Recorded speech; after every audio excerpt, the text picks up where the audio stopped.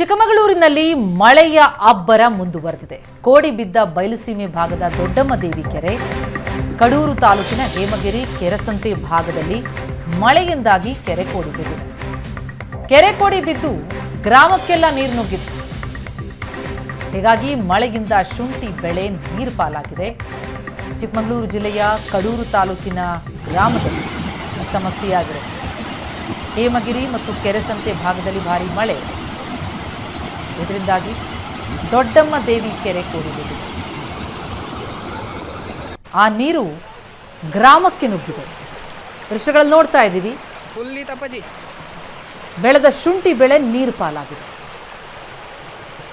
ಗ್ರಾಮದಲ್ಲೆಲ್ಲ ನೀರು, ಮನೆ ಎದುರಿಗೂ ನೀರು, ತೋಟ ಗದ್ದೆಗಳಿಗೂ ಕೂಡ ನೀರು ಆವರಿಸಿಬಿಟ್ಟಿದೆ. ಪರಿಣಾಮ ಬೆಳೆದ ಶುಂಠಿ ಬೆಳೆ ನೀರು ಪಾಲು. ಭಾರಿ ಮಳೆಯಿಂದಾಗಿ ಚಿಕ್ಕಮಗಳೂರು ಜಿಲ್ಲೆ ಕಡೂರು ತಾಲೂಕಿನ ಗ್ರಾಮಗಳ ಚಿತ್ರಣ ನೋಡ್ತಾ ಇದ್ವಿ. ಶುಂಠಿ ಬೆಳೆ ನಾಶವಾಗಿದೆ. ವರುಣನ ಆರ್ಭಟಕ್ಕೆ ಬೆಳೆದ ಬೆಳೆ ಕೈ ಸೇರೋ ಮುನ್ನ ನೀರು ಪಾಲಾಗಿದೆ.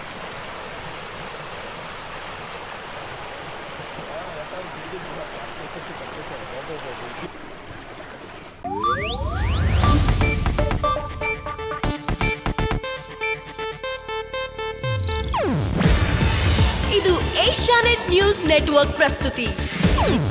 ನೀವು ನೋಡ್ತಿದ್ದೀರಾ ಏಷ್ಯಾನೆಟ್ ಸುವರ್ಣ ನ್ಯೂಸ್.